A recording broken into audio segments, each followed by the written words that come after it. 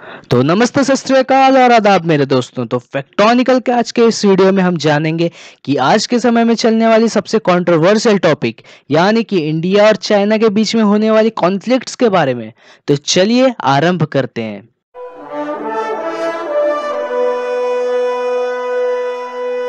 तो सबसे पहले मैं आपको यह बता दूं कि जिस तरह पाकिस्तान ऑक्यूपाइड कश्मीर और इंडिया के बीच में जो बॉर्डर है उसे हम LOC यानी कि लाइन ऑफ कंट्रोल कहते हैं, उसी तरह जो चाइना ऑक्यूपाइड लद्दाख और इंडिया के बीच में जो बॉर्डर है उसे हम LAC यानी कि लाइन ऑफ एक्चुअल कंट्रोल कहते हैं।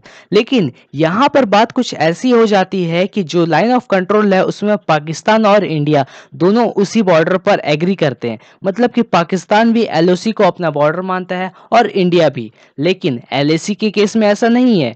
इसमें चाइना के हिसाब से LAC कहीं और है और इंडिया के हिसाब से LAC कहीं और, जिसके वजह से इंडियन आर्मी और चाइनीज आर्मी के बीच में कई सारे क्लैशेस हुआ करते हैं और इस बार भी इंडिया और चाइना के बीच में कुछ ऐसा ही हुआ है। तो चलिए इसके बारे में थोड़ी अच्छी तरह से समझते हैं। तो अभी की जो रिसेंट कॉन्फ्लिक्ट है वो शुरू हुई थी 5 मई 2020 को, जिसके ऊपर सबसे पहली बार रिपोर्ट किया था दी इकोनॉमिक टाइम्स ने 12 मई 2020 को।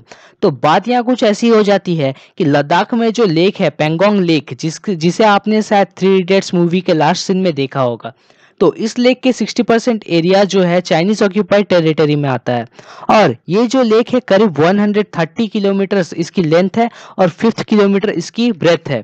और हमारी जो लाइन ऑफ एक्चुअल कंट्रोल है वो भी इसी पेंगोंग लेक के बीच से ही जाती है। तो अभी अगर आप पेंगोंग लेक के मैप के इमेज को अगर ध्यान से देखेंगे तो इसकी जो नॉर्थन साइड है वहां पर आपको कुछ पॉइंटेड एजेस से निकली हुई दिखाई देंगी। इन पॉइंटेड एजेस को फिंगर कहा जाता है। तो लेफ्ट साइड से अगर आप देखें तो सबसे पहली वाली जो फिंगर है उसे फिंगर 1 कहा जाता है, उसके बाद वाली जो फिंगर है उसे फिंगर 2, उसके बाद वाली जो फिंगर है उसे फिंगर 3। तो इसी तरह सारे फिंगर्स को एक नाम दिया गया।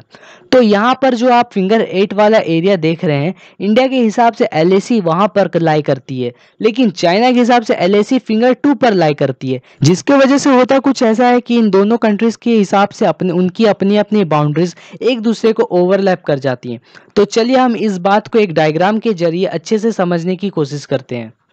तो जैसा कि आप इस डायग्राम को देख सकते हैं, तो मान लीजिए कि ग्रीन एरिया जो है हमारी इंडियन टेरिटरी है और येलो एरिया जो है वो चाइनीज टेरिटरी है।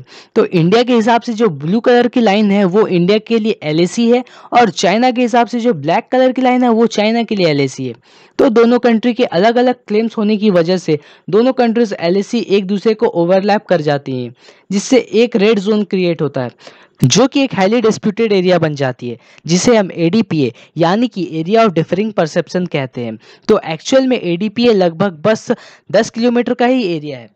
तो इस ADPA में जब इंडियन आर्मी और चाइनीज आर्मी पेट्रोलिंग के लिए जाते हैं तो चाइनीज आर्मी इंडियन आर्मी को कहते हैं कि तुम हमारे एरिया में घुस आए हो और इंडियन आर्मी चाइनीज आर्मी को ये कहते हैं कि तुम हमारे एरिया में घुस आए हो, जिसके वजह से कुछ ऐसा होता है कि ये बहसा बहसी हाथापाई में तब्दील हो जाती है। तो अब शायद आप जान चुके होंगे कि इंडिया और चाइना के बीच में होने वाली झड़प की वजह क्या है।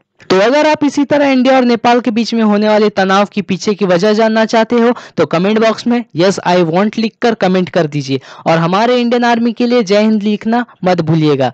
तो अगर आप इसी तरह नॉलेजेबल और अजीबोगरीब फैक्ट्स के बारे में जानना चाहते हो तो फैक्टोनिकल को सब्सक्राइब करें और घंटा बजाना ना भूलिए। आपसे मिलते हैं फैक्टोनिकल के अगले वीडियो में, तब तक के लिए अलविदा मेरे दोस्तों। जय हिंद, जय भारत।